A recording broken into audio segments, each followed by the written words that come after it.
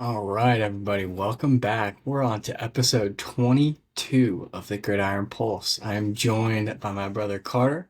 How was your weekend, big dog? Pretty good, man. A lot of sports on this weekend. Unfortunately, the Braves are the Braves, but U.S. Open was pretty cool. I don't blame any of these players for complaining about the conditions, cause Oh my gosh. damn, Yeah, damn. it was ridiculous. I mean, it was straight up carnage yesterday, though, with the rain delay and the weather and all that. I mean, it was like they were playing out in half a pond out there.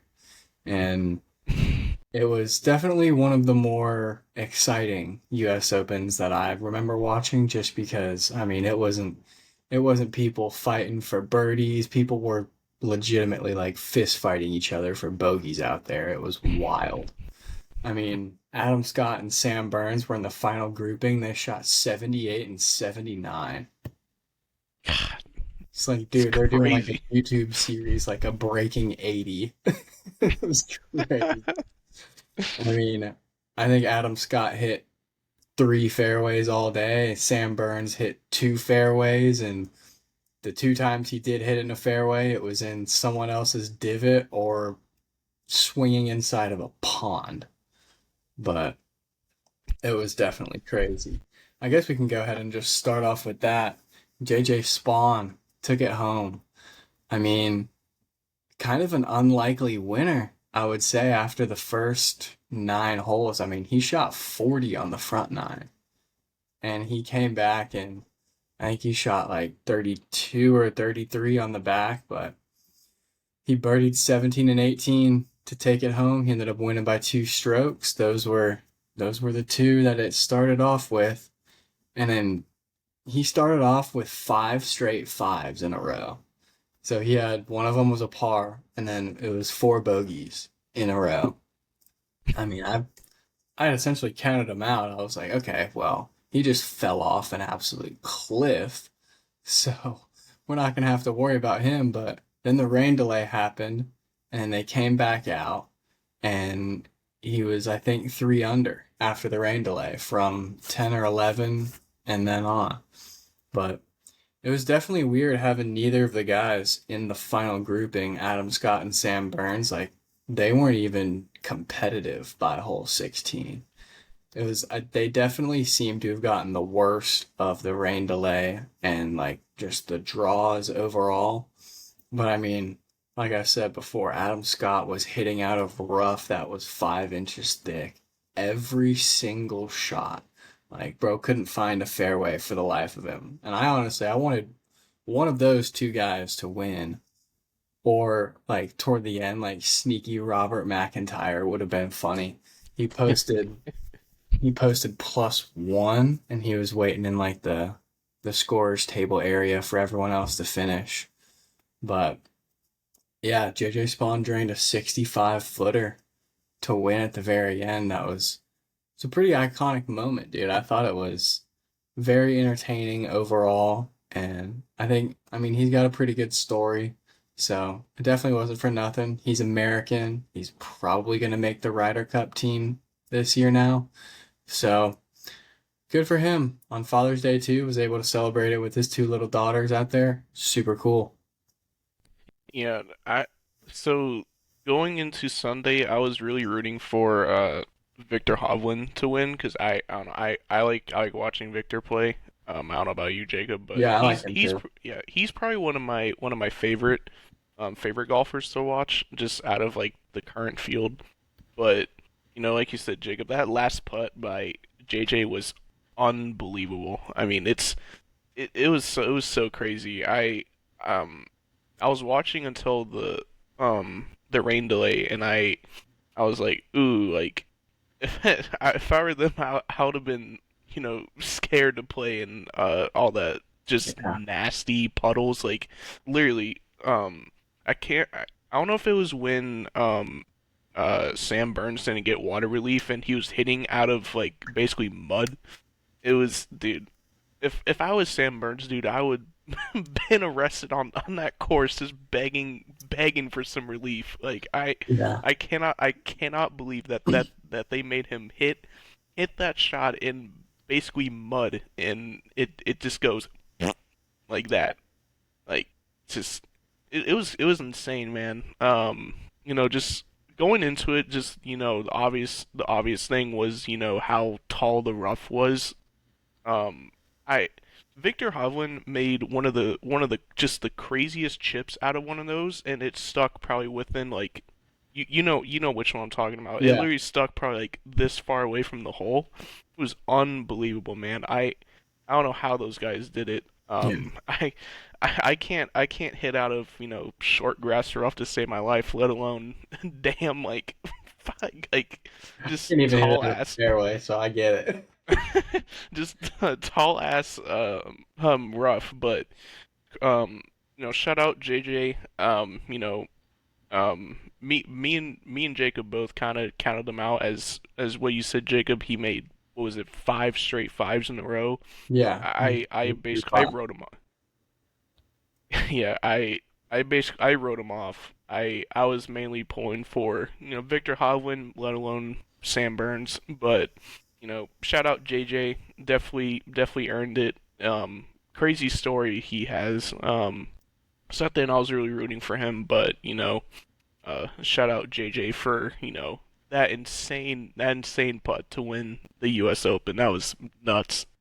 Yeah, I mean, if you're gonna take home a U.S. Open, might as well do it with a little style like that. I mean, if he could have two putted that to win, but he was like, you know what? I'm just gonna make it.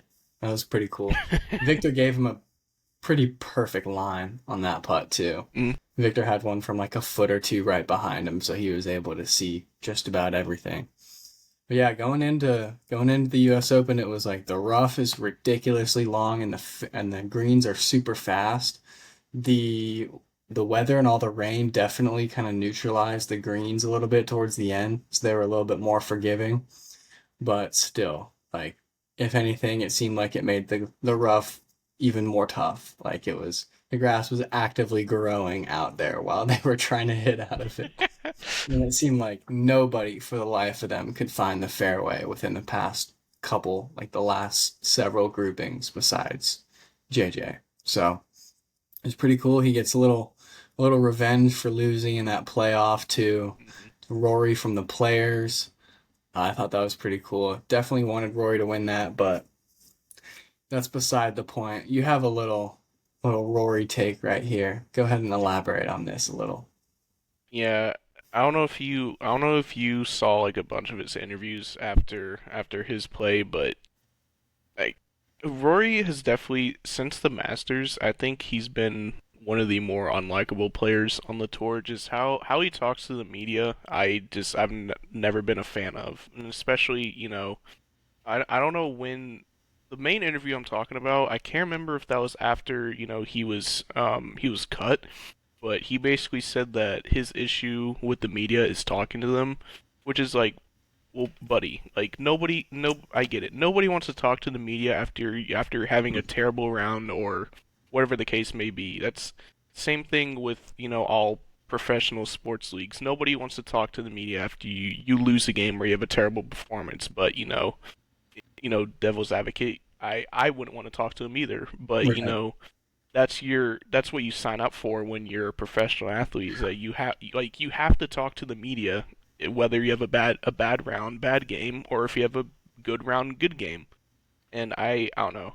He Ever since, just the Masters, he's kind of rubbed me the wrong way with how he answers questions to the media. I mean, like I said, sure, you don't want to talk to the media, but it's what you sign up for. Like, I don't know, I just think dude's been a huge baby, and especially when he shanked the drive and then he smashed the the hole marker. It's like, come on, man, come That on. was really funny. It was funny, but it's like, come on, dude. Like if an amateur did that, like he wouldn't be allowed on the course anymore. Yeah. Oh, absolutely. I Yeah, so I have an interesting read on this whole situation. My take on this is that he's just, I mean, he's a dumbass for coming out there and saying it. Because if I was a medium, like I get it, he's being honest, he's being very candid and whatever. If I was a media member from now on, or even like from like a couple tournaments ago when all this started happening, from then on, like I would just purposefully try and find questions to piss him off. Just to Yeah. like to get reactions. Like by saying that outwardly, like you're not gonna get lobbed softballs anymore from the media. Like I mean, Yeah, like you literally just set up the media, just to be assholes to you because you're being an yes, asshole right back. yes, yeah. By being an asshole and saying all that to them, it's like he's not helping himself out in any way, shape, or form. And I think it's just very dumb that he even said any of that. Like, why would you even talk about this to begin with? Just suck it up, go out there, answer some questions, answer them good or answer them bad, but don't just go out there and say like, "Oh, it's y'all's fault. I hate media." Like, Yeah, I grow mean, up, dude. yeah, sure, like I get it. I don't want 10 microphones stuffed in my face for 20 years having to answer questions, but it's your job, man. Like, like players love to go to the media whenever they have a good like round or good game, but they just absolutely hate going to the media and having to answer questions after a loss or a bad round.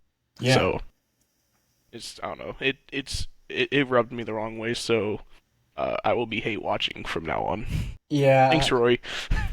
It's kind of turned me off about it too. One of our good buddies, old Vancy, is a number one Rory fan in the world. I just give him shit constantly from now on.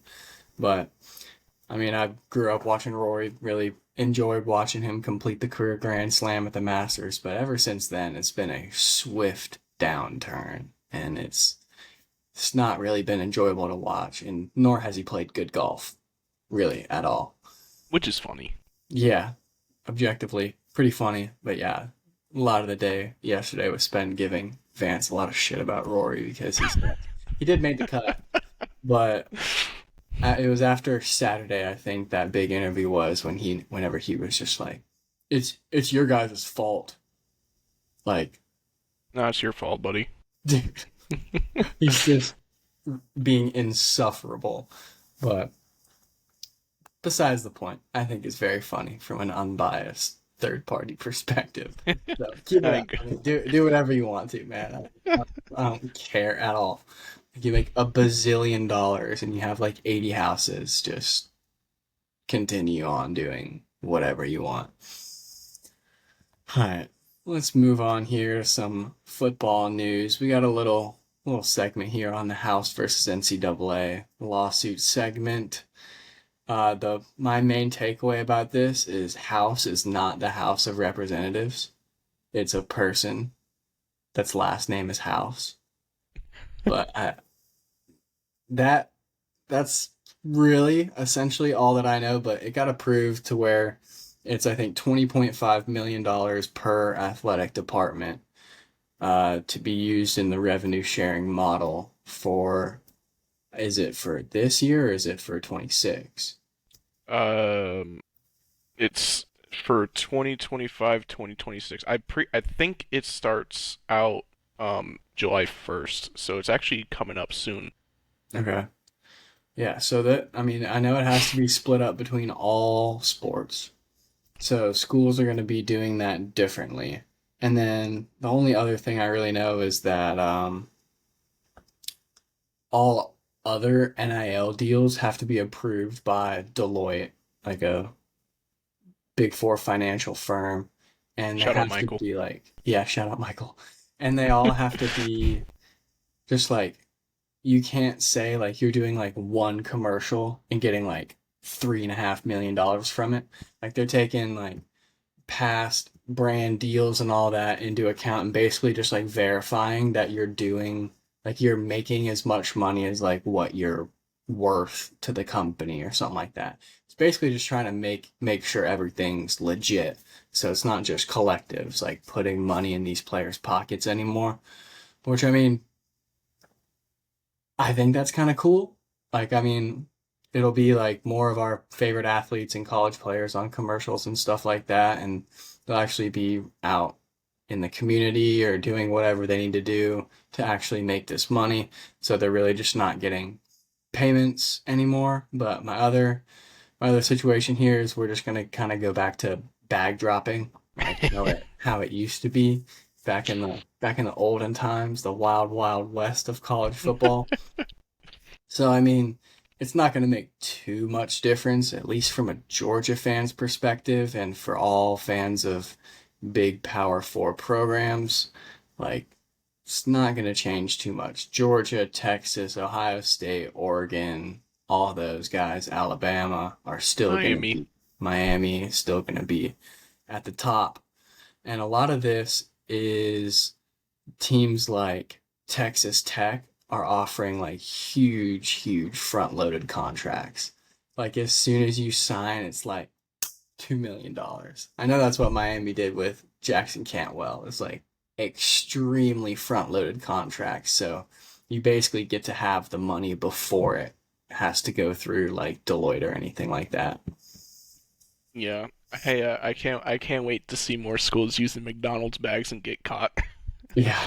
Those are some funny because you get to clown the school for doing it. Yeah.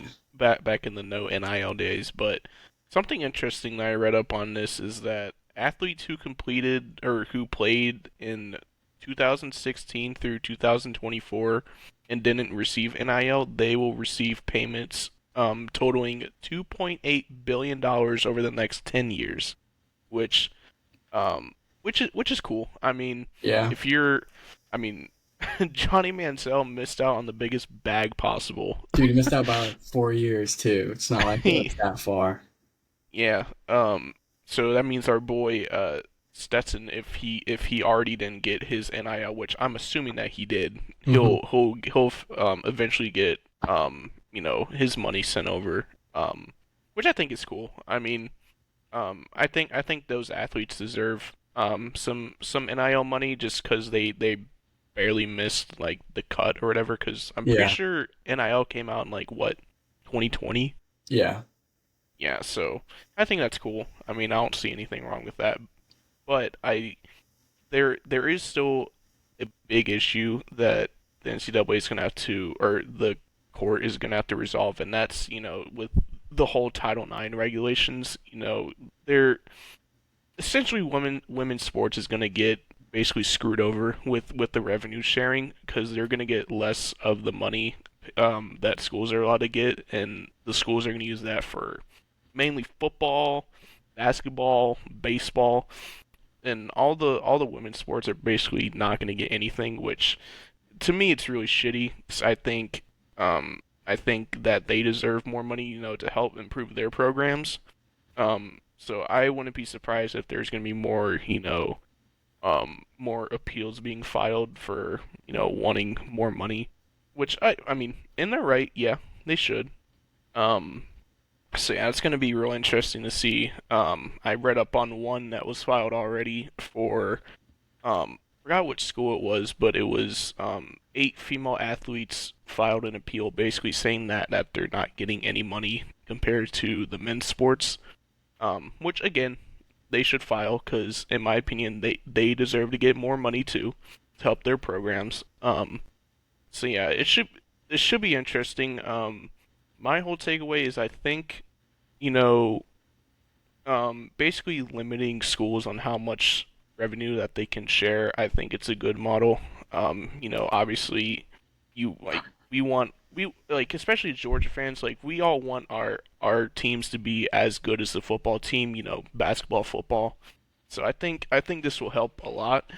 But there's still some more issues that I think that the NCAA needs to bring forward, and same with the House. So we'll see, but it's a good step in the right direction, in my opinion. Yeah, I agree with that. I just think there's going to be, like, now that all this is becoming somewhat regulated, there's just going to be a never ending lawsuit train. Like, not everybody's going to get what they want all the time because that's just how life is. And they're going to feel entitled or some way to just sue. And it's going to be lawsuit after lawsuit after lawsuit. And it's just really never going to end. So I think, Yeah. honestly, college football was great pre NIL. College sports were great pre NIL. Just kind of messed up everything, and it's just going to be a pretty much never ending headache for everyone, regulated or non regulated.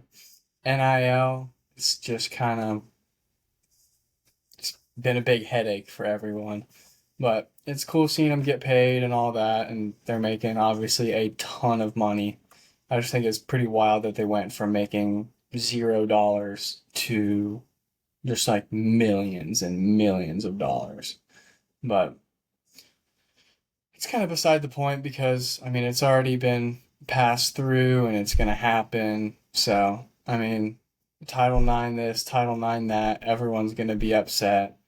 But in reality, it's just like women's sports don't generate revenue and men's Yeah. sports do. So they're going to get less of that $20.5 million agreement or whatever it is. I mean, at least for Georgia's perspective, you got to think at least like 14 mil is going to go to football.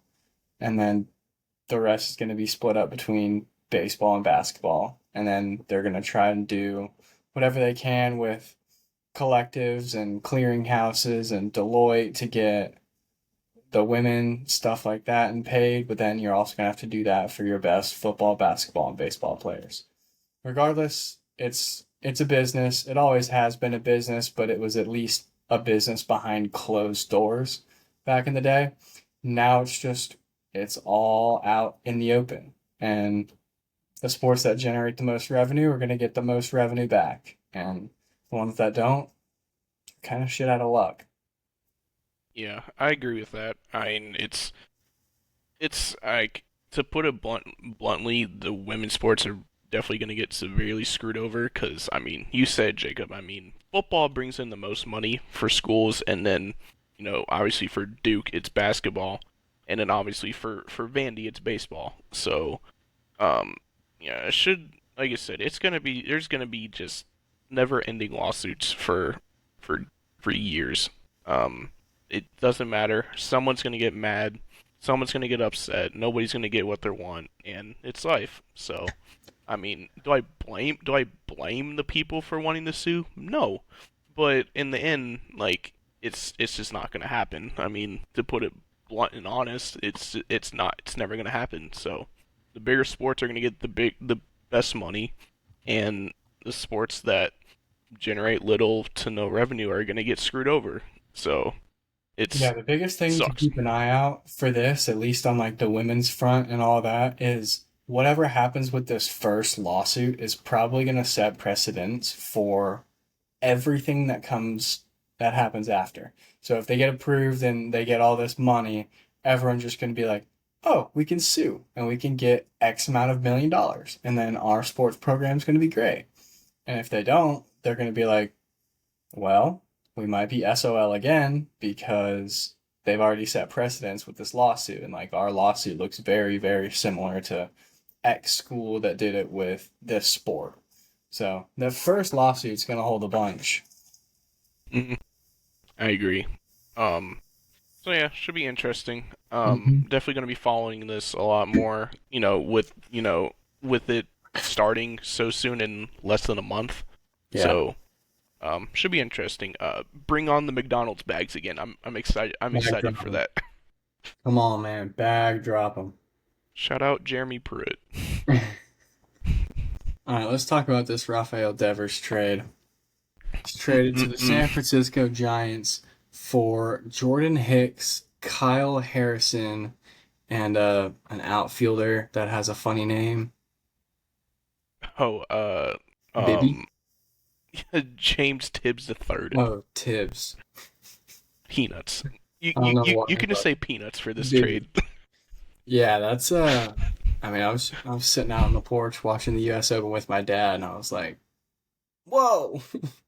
I knew Rafael Devers was a clubhouse problem for the Red Sox, to say the very least. I mean, he said he's had some talk about some wacky interviews. He's had a few this year. They didn't like, or he didn't like that they signed Alex Bregman to essentially take his spot at third base, even though They just paid him $330 million to go hit baseballs. Sounds like a pretty sweet gig, if you ask me. There was this whole debacle. They got their first baseman got injured, and they asked him to play first base. He was like, "No, I'm not going to do that." But he didn't even want to DH at first to do that. So, I mean, I can see why they did it. Did it make sense for them? Absolutely not. He was having a great year. They didn't get quite as much return as they should have, probably. But I mean, good for the Giants. They got to keep up in that division, which is just ridiculously tough. Uh, do they have the firepower to do that? Probably not, still, but they're in a much better position to do so than what they were before the trade. Yeah, I anytime with any of these big trades, whenever I see it first on Twitter, I think I'm getting trolled or it's something that's just not gonna happen. So when I first saw this, I was like, no way, like no chance that MLB there. send hell. No, but like I don't know like what the Red Sox are thinking. I mean, I mean, do I feel bad for Rafael Devers? No, because he's getting paid $250 million. I mean, if if I was in his position and they signed someone to take over my spot, would I be angry? Yeah, because that's my spot. I'm the franchise guy, but I'm not gonna be upset or I'm not gonna feel bad for someone who's getting paid over 250 or who's owed over $250 million to hit a baseball. I'm Yeah, not gonna be upset at that. But like I don't like I seriously don't know what the Red Sox are doing. I coming into the season I thought that the Red Sox could be a sneaky team to make a run for the World Series just because on paper I think their team is pretty good. They've been a little bit underachieving this year. Um, but dude, like just the return on this is just absolutely horrible for how good Rafael Devers is. First of all, you get Kyle Harrison, who's a former top prospect. He's been pretty up and down in his MLB career. Jordan Hicks, who has just been absolutely terrible for the Giants. He was a reliever, and then they basically did the starter experiment on him, and he's been just downright terrible. Um, James Chips the third, he's not even a top 100 prospect on MLB's or I think it's MLB's website. Yeah. Um, I and the Red Sox already have enough outfielders, and then Jose Bayo, I really don't know who that is. Um, but like I really just don't understand like what the Red Sox are thinking. I mean, you have a great young core. You have Roman Anthony, um, Christian Campbell, and then Marcelo Mayer. And I don't know why you wouldn't have Devers as as basically your leader in the clubhouse to help those guys. You know, because I think their young core is pretty good.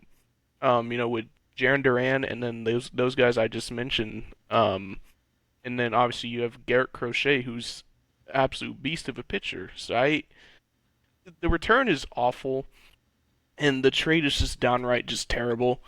Um, you know, if I was Devers, I would have sucked it up and played DH because his glove is pretty bad. yeah. He's not very good defensively. So, um, if I was him, I would have just if when the Red Sox asked me to be DH the first day, I would have just sucked it up and said yeah and take my ego out of it.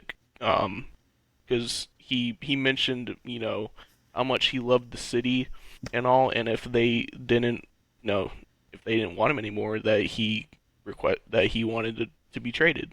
So I it was funny seeing all the Red Sox fans on Twitter get angry at this trade, and I would have too if they.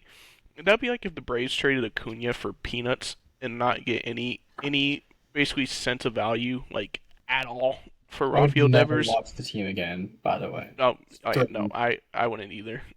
If the Braves did exactly what the Red Sox did, I wouldn't watch them again.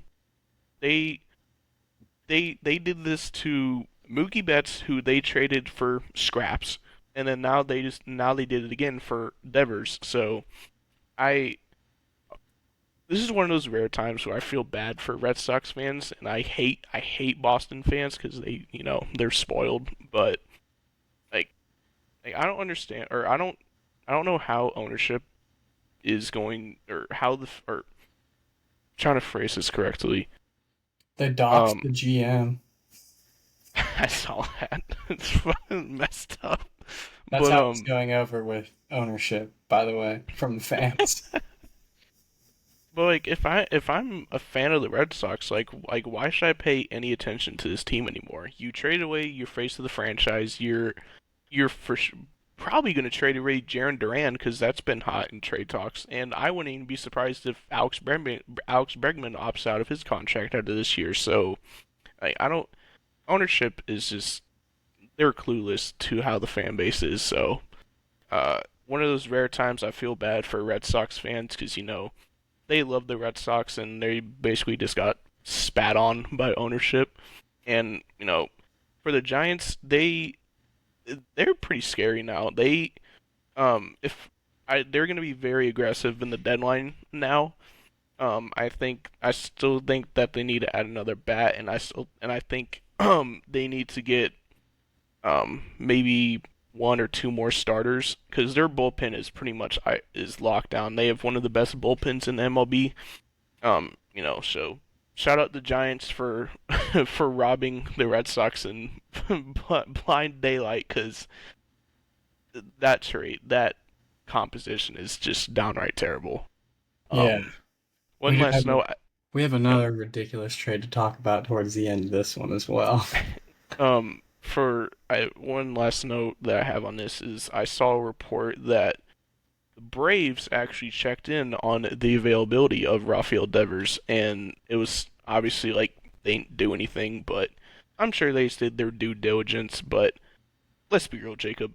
Liberty Media's cheap ass wasn't gonna pay at all, like Rafael Devers' contract at all. So they Nope. probably just did their due diligence.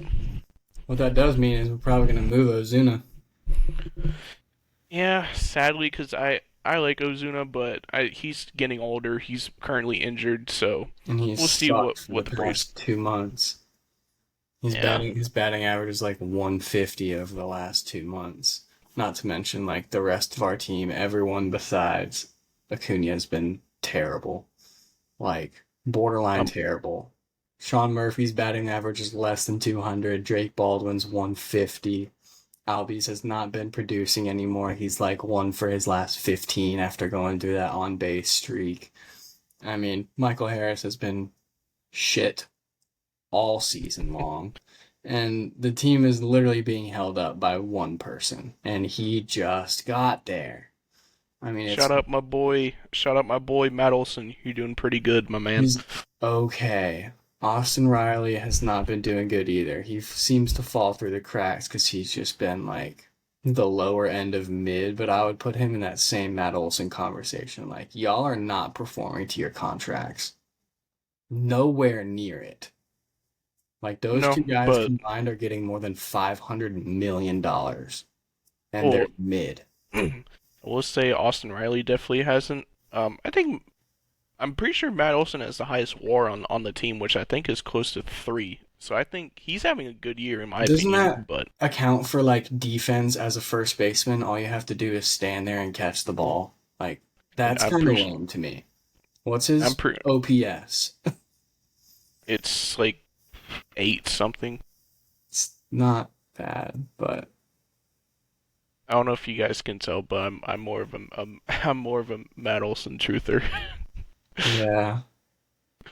I mean, I think his Riley's batting OPS 281, but it seems like it's worse than what it actually is. Yeah, it's 822. and 351 OPB, which isn't bad. That's actually like pretty decent. Yeah. Um, and then slugging is pretty But I solid mean, too. dude, Ozuna's falling off a cliff.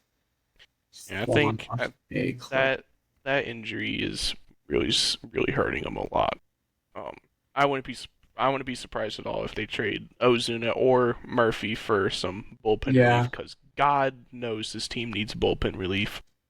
I know the injury for Ozuna is probably going to diminish his trade value, especially with how he's been playing over the last month or two. It's like I wouldn't want him on my team if I had to trade away a prospect or someone for him. It's like, yeah, Yeah, we're gonna not let that happen. Sean Murphy, on the other hand, I think he's got some value for sure.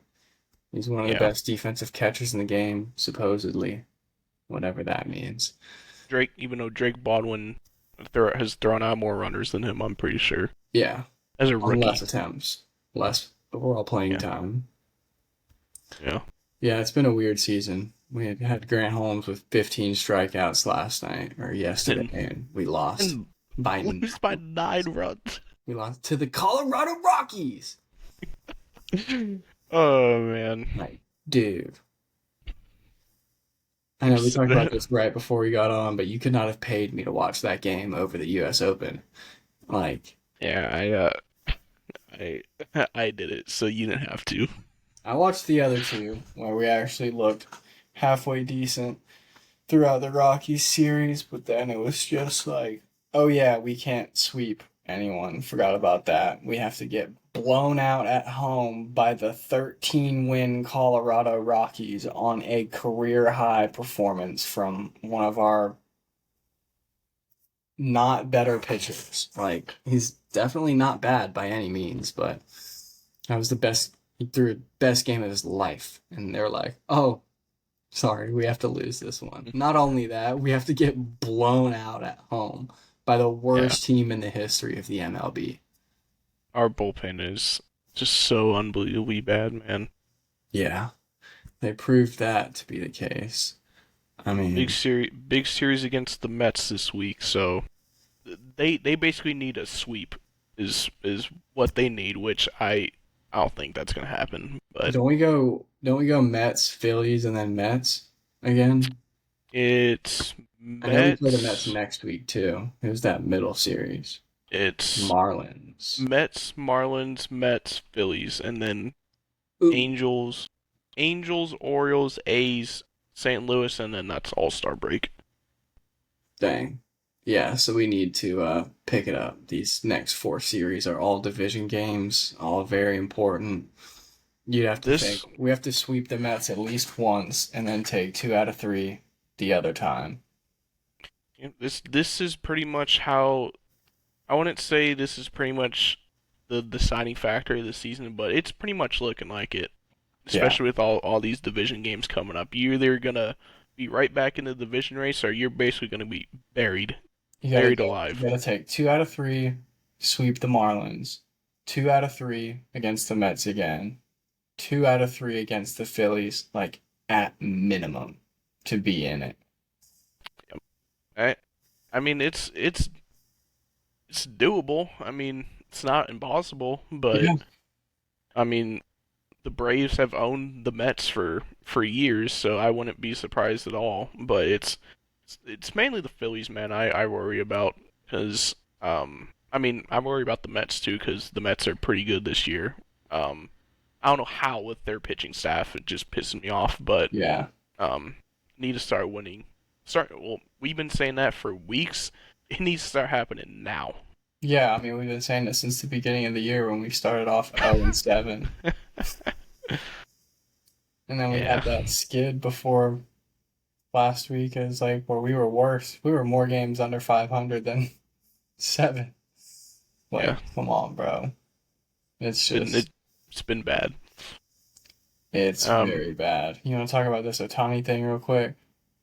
Sir, so in case you have lived under a rock or haven't seen the 500 ESPN notifications on Twitter, Shohei Otani, the Dodgers announced last night that Otani will be the starting pitcher for tonight's game against the Padres.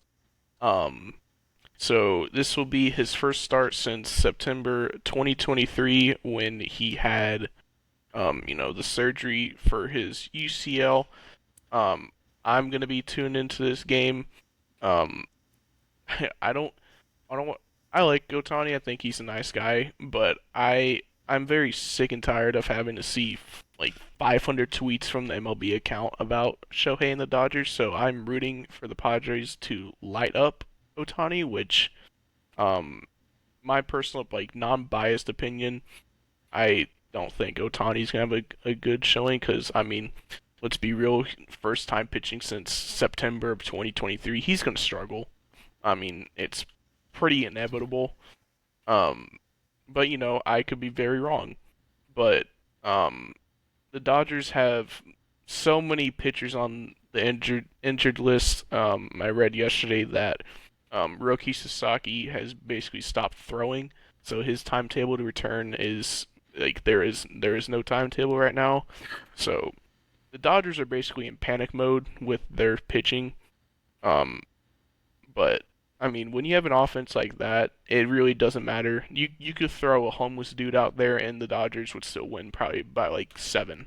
So I, although I do think if they're still very injured pitching wise, I think it's really going to hurt them in the playoffs with a bunch of those high powered offenses. So I don't know, we'll see, but definitely excited to watch Otani pitch. I mean, he's the most exciting player in baseball to watch, other than Acuna. Um, so should be interesting, especially against division rival. I bet the Padres are going to do everything in their power to, try and light Otani up tonight. Yep, my take on this is that it starts way too late for me to care about it or pay attention. 10 o'clock. Yeah, and there's NBA finals going on tonight, so I'll definitely be Mm-hmm. watching that instead. And also, Shohei Ohtani in general, he definitely did all that gambling stuff. Like, he had a fall guy, and it was his best friend, and now bro's in, like, federal prison because of him. I think he's kind of a shitty person. That's just me. That's just my opinion. I don't know. I might Yeah. look at the world a little bit differently, but he absolutely did that. Like, I don't think there's any question. And he knows English too. Like all this, oh, yeah, I don't, I need translator. No, bro. No, you don't. How do you talk to your teammates? How do you talk to Cameron Brink sitting courtside at a Lakers game? And she Uh, understands you and you understand her. Like, you know English, do your own interviews. Acuna's doing it now. That's my favorite part about Acuna this year. He's doing his own interviews. yeah. I will give my opinion on Otani and him being a degenerate another time. He absolutely did it. But that's beside the point. We're going to talk about Atlanta getting a not our first chance, not our second chance, but our third chance at an NHL franchise. I'm sure we have varying opinions on this too. But regardless, it would be in the Gathering in Forsyth County, which is give or take about 15 minutes away from where me and Carter live. So very close. It's not an Atlanta team, even though it's going to be branded as an Atlanta team because we live like an hour and a half away from Atlanta, depending on traffic. So, yeah, a local NHL franchise team. Go ahead.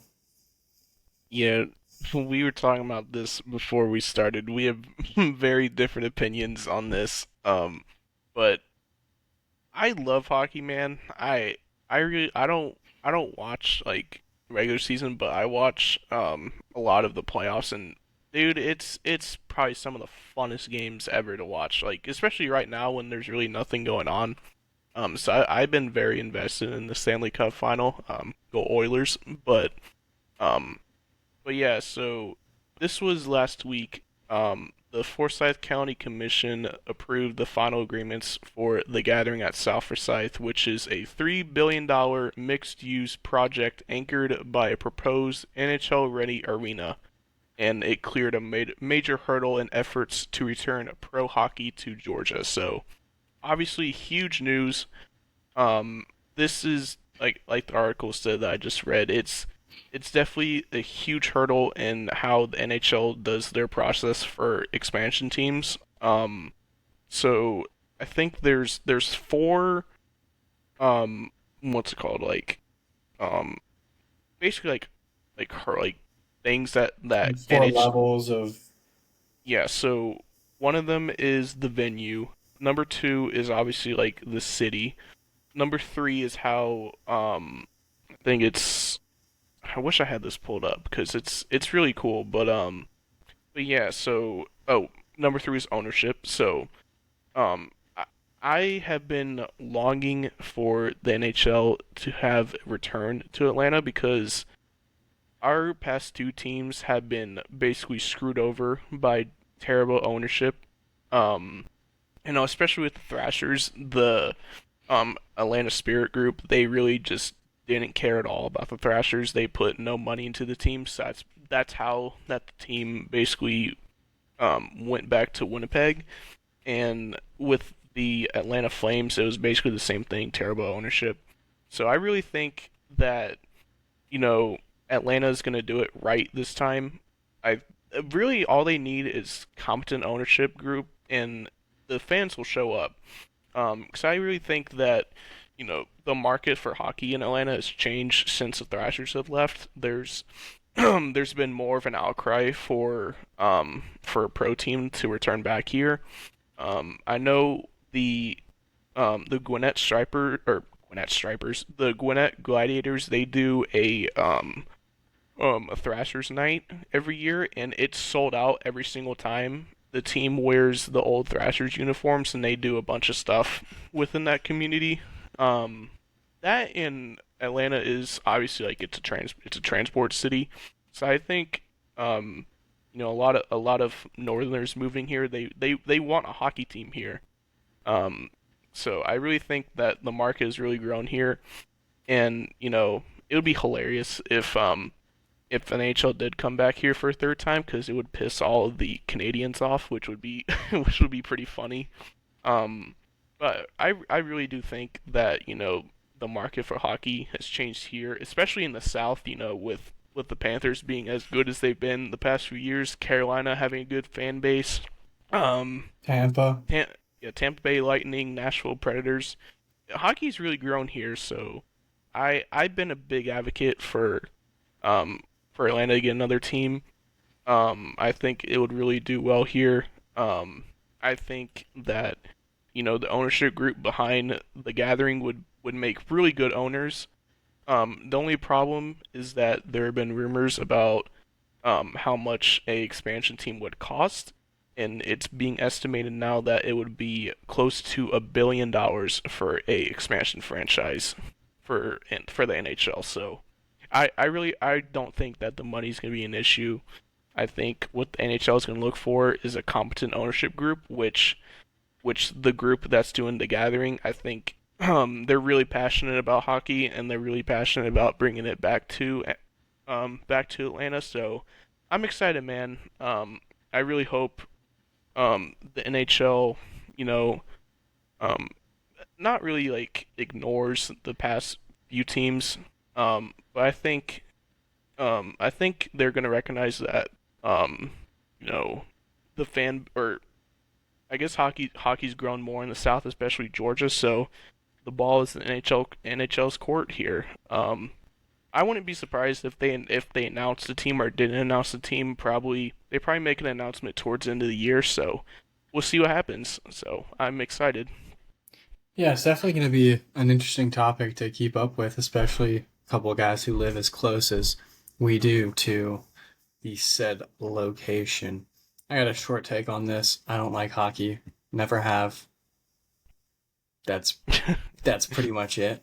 Like, I enjoy going to Gwinnett Gladiators games every now and then as just like something to do.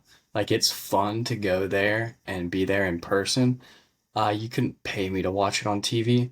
Like, I'll watch quite literally anything else. Like, that's pretty much it. But it would be cool to have a stadium like literally 10 minutes away from my house. Just be like, oh, you want to go to a whatever it's going to be called game tonight? And not having to go down to downtown Atlanta, which is like, give or Hellhole. take, like a 4 hour round trip journey. Like, that would suck.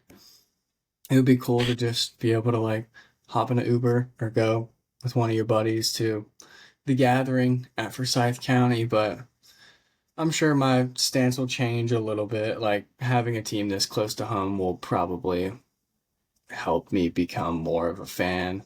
I don't know. I just find it extremely boring to watch on TV. But going in person, I've never had a bad time. So, I mean, it should be fun. I'm looking forward to seeing what happens. I'm not for it or against it in any way, just kind of non biased, like hands off. Like, all right, do whatever you want. I will say last few notes I want to say.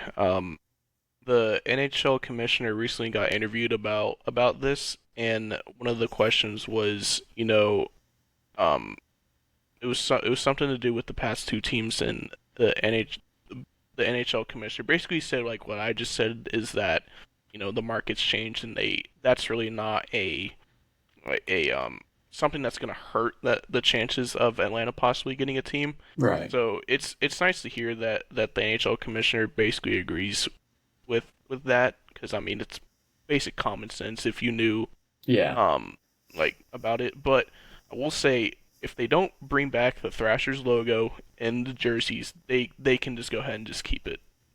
I want the Thrashers back so bad.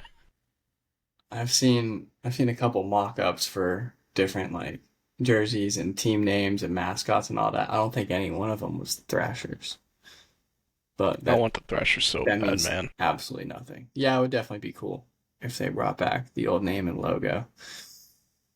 I tease this. We're gonna have another trade to talk about.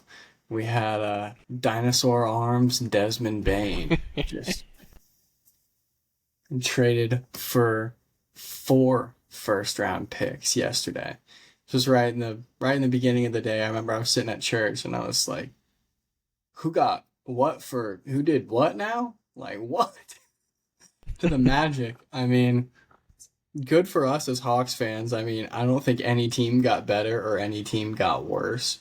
I'd I don't think Desmond Bain is very good. Like that's pretty much it. I I mean the Grizzlies are gonna enjoy all those first round picks, and they might be some good picks because I don't think the Magic are very good. They're right around that bubble team 500, so it's gonna be interesting to see if Desmond Bain actually makes a difference. I'm not all too sure that he will. Um, so I'm kind of on the other side.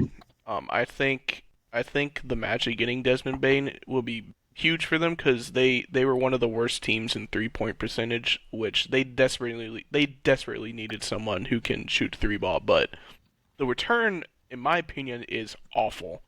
Two players, four unprotected first round picks, and one first round pick swap is terrible for Desmond Bain. No offense to Desmond Bain, I think he's a solid player, but that man is not worth two players, four first round picks, and one first round pick swap. That is terrible.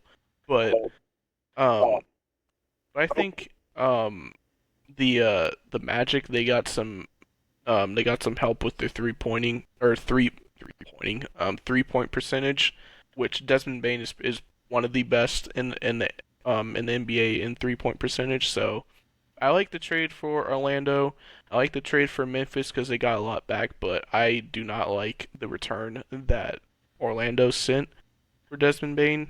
So it should be interesting now what the Suns are gonna want for Kevin Durant. So that should be interesting to watch. Yeah, one thing for that is they're gonna want ownership in the team that they're trading him for. Like for real. I was I was not familiar that Desmond Bain has averaged more than 20 points per game for a couple years. He's pretty good, man. And But I was not familiar with your game.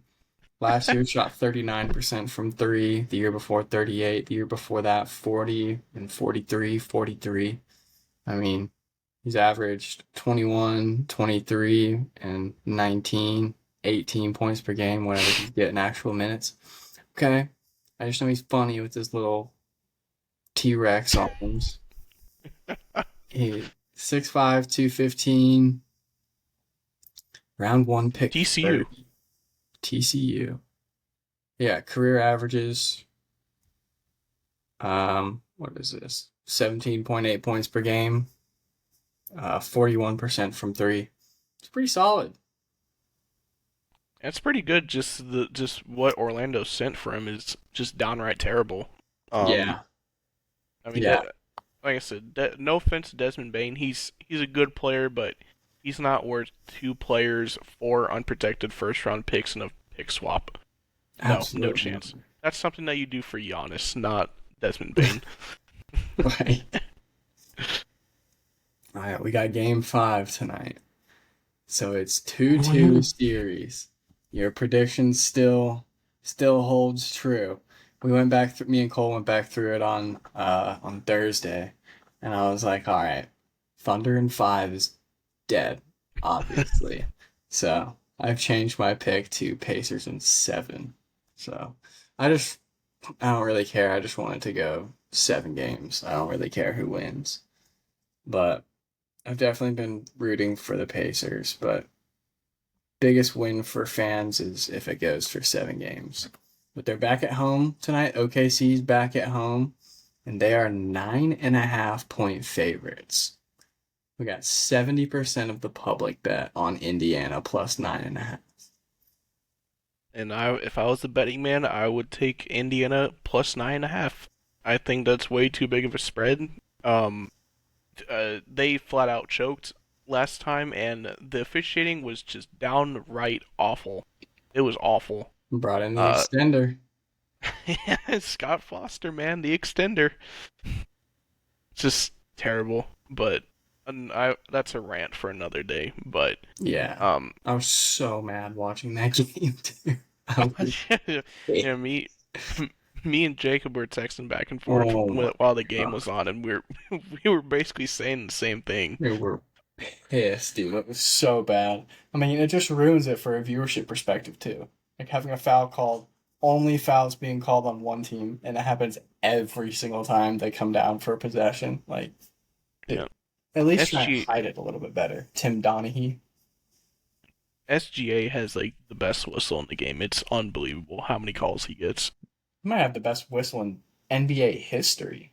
Oh, Like, dude, it's horrible. It's yeah. horrible. But like I said, that's another rant for another day. But Is Tim Donaghy refereeing tonight? Because if he is, I might take OKC minus the yeah, point. I would imagine Scott Foster's refing head ref tonight. I'd be pretty shocked if he wasn't. Yeah. Um, but dude, I'm so close to having a flaming hot take, man. I really hope literally I need the Pacers to win tonight to have any chance. So, uh, I should be interesting, man. I this series is just how I predicted it was gonna be. Indiana matches very well with OKC size. That was one of my big takeaways. And Miles Turner has basically been, I wouldn't say dominant, but he's handled Chet Holmgren pretty good. Yeah, he Um, is. it's exactly what I said before. So, hopefully the Pacers, hopefully the Pacers, they win tonight and then seal it in Game 6, which I think is on either Wednesday or Thursday. I don't know. They spread out the finals so much. I know. It's probably going to be on Thursday since they're traveling in between. Yep. Yeah, probably. Yeah, I like it when there's only like one day in between. But that's when they only do the first 2 games at one home and the other 2 games at another home. But There's no way, man. I just slipped on. I have ESPN on one of my screens, and they're seriously dead ass talking about Dak Prescott. Like, dude, nobody wants to listen about Dak Prescott and the Cowboys, man.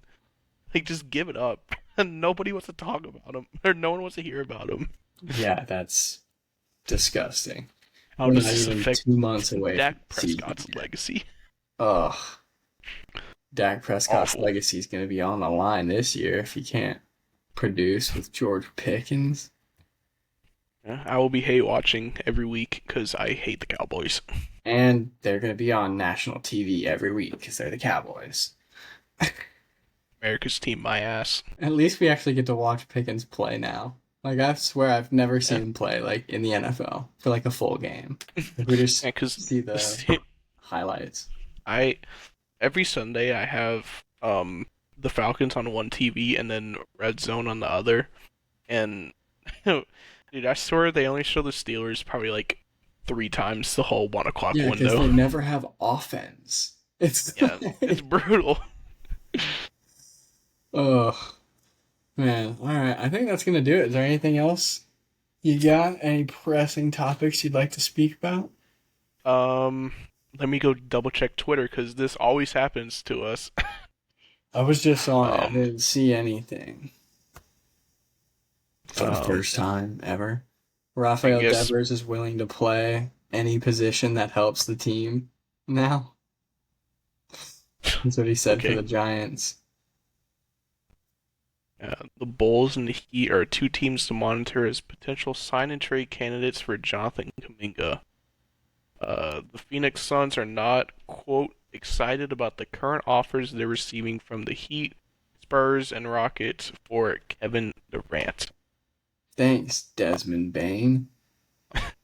Um, I'm pretty sure the NBA draft is next week, which I've seen a whole lot of rumors about the Hawks wanting to trade up in the draft. I think they're trying to go after the Duke center who's like 7 foot, Yeah, which would be awesome because I've always I liked watching him play this year. I 2 weeks, I think. It's June 2 weeks. 25th, 26th. Oh, okay, I keep getting my date wrong, but yeah, that should be fun. Obviously being a Georgia bias, I want the Hawks to pick Asa Newell, but I don't think that's gonna happen because the Hawks need a center bad, and Yeah, so they it's next Wednesday, okay, June so I was right. 25th. Yeah. Um, so yeah, so I don't think the Hawks are gonna draft Asa Newell. I think they're gonna go after a center because I mean they already have Shea and Yeah. Jalen Johnson at forward, so unless they want to What's that play, guy's name? Malawak. yeah, the the dude from Duke, Yeah, like 7 foot center. Malawach. I liked him this year.